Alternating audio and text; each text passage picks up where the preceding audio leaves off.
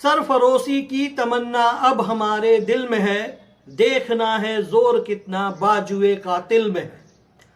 आदाब, नमस्कार, शशिकाल, मैं हूं अख्तर हुसैन और आप हैं इस वक्त मेरे साथ न्यूज दिल से भारत पर। यह शेर मैंने क्यों बोला? क्योंकि उत्तर प्रदेश, भारत सरकार और भारत के अन्य राज्यों की जो सरकारें हैं वो पत्रकारों का दमन करने में लगी हैं, चाहे वो एमपी हो, चाहे वो बलिया हो।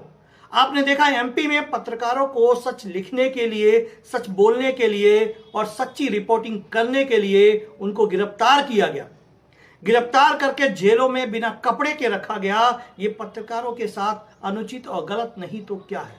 ये मानव अधिकार का उल्लंघन है। पत्रकारों को डराने की कोशिश है, उनकी कलम की धार को तोड़ने की कोशिश है। लेकिन ईमानदार पत्रकार आज भी इस मुल्क में जिंदा हैं, जो बिल्कुल झुकने और रुकने को तैयार नहीं। तो ऐसे पत्रकारों को न्यूज दिल से भारत सलाम करता है। और एक बात और कहना चाहूंगा मैं आप लोगों से, ये गोदी मीडिया जो नफरत फैलाने का काम कर रही है, ये पत्रकार उनके मंसूबों को नाकाम करेंगे और हिंदुस्तान में अमन, चैन और एकता कायम करने के लिए हमेशा काम करते रहेंगे। सोचता हूं शुरुआत कहां से करूं। 2014 में पूरे भारत में यह बैनर लगा था, बहुत हुई महंगाई की मार, अब की बार मोदी सरकार। पेट्रोल डीजल की कीमतें, रसोई गैस की कीमतें, यहां तक कि खाने पीने की सामान की जो कीमतें हैं वो आसमान छू रही हैं। और 2014 में मोदी सरकार ने वादा किया था कि महंगाई को कम करेंगे। लेकिन आज मोदी के शासनकाल में हर रोज पेट्रोल डीजल के दाम बढ़ रहे हैं, उस पर लगाम लगाने का जरा भी प्रयास नहीं हो रहा है। स्मृति ईरानी सिलेंडर का रेट बढ़ने पर दहाड़े मारकर प्रदर्शन करती थी, आज उनके मुंह से एक शब्द भी नहीं निकल रहा है, क्योंकि भारतीय जनता पार्टी की सरकार जो है इस देश के लोगों पर महंगाई जबरन थोप रही है और लोग बेचारे खामोश हैं, चुप हैं, वो कुछ नहीं बोल रहे। श्रीलंका की जो हालत हुई है, वहां के लोगों को मजबूरन अपनी सरकार के खिलाफ आंदोलन करना पड़ा है, क्योंकि महंगाई की मार वहां भी लोगों पे पड़ी। कहीं ऐसा ना हो कि हमारे मुल्क के लोग खामोश रहे, चुप रहे और ये महंगाई की मार हमको श्रीलंका के कगार पे पहुंचा दे। इसलिए देश के नागरिकों को चाहिए कि अपने हक और हुकूक की बात करने के लिए आपको सामने आना होगा, क्योंकि ये गोदी मीडिया आपकी आंखों पे जो नफरत की पट्टी डाल रही है, वो पट्टी शायद आप उतार नहीं पा रहे। पहले रमजान को राजस्थान के करौली में मुसलमानों के 40 घरों को जला दिया जाता है। रामनवमी भी उसी दिन शुरू हुई है। रामनवमी और रमजान दोनों पाक शब्द हैं, पाक महीने हैं, पाक त्योहार हैं। इन त्योहारों को कलंकित कर दिया उन भगवाधारी गुंडों ने। भगवे को पहन करके भगवे का अपमान करते हैं, क्योंकि शायद भगवे का मतलब उनको नहीं मालूम। ये भगवाधारी गुंडे जो है मस्जिदों पे चढ़ करके भगवा झंडा लहराते हैं। उनको ये नहीं मालूम कि एक धर्म दूसरे धर्म को नीचा दिखाने की कभी सलाह नहीं देता, कभी सीख नहीं देता, चाहे वो कोई भी ग्रंथ हो। लेकिन ये भगवाधारी गुंडे राम का नाम लेकर रामनवमी का अपमान कर रहे हैं, रामनवमी को बदनाम कर रहे हैं। और आप देख रहे हैं इस वक्त देश में कैसा माहौल बन रहा है, जिसे देखकर आपकी आंखों में आंसू आ जाएगा। जो हिंदुस्तान गंगा जमुनी तहजीब पे जिंदा है, जो हिंदुस्तान हिंदू मुस्लिम एकता पे जिंदा है, जो हिंदुस्तान आपसी भाईचारे पे जिंदा है, आज उस भाईचारे को खत्म करने के लिए गोदी मीडिया व तमाम शासन और सत्ता में बैठे हुए लोग काम कर रहे हैं। मैं आपको बताना चाहूंगा, मेरी बात आप गौर से सुने।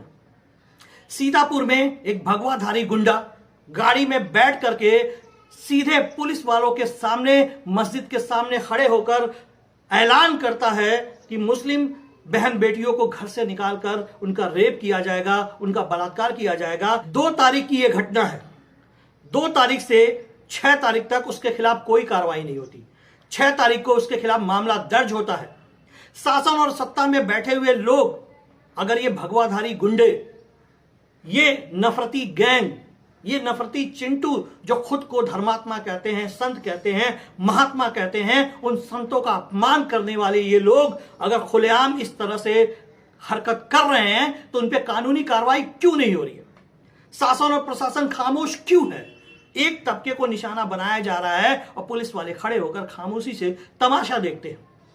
हिंदू मुस्लिम एकता को कमजोर करने वाले, हिंदू मुस्लिम एकता को तोड़ने वाले और शासन और सत्ता में बैठी बुलडोजर सरकार से मैं पूछना चाहूंगा कि आखिर इन जहरीले बयान को देने वालों पे आपका बुलडोजर कब चलेगा?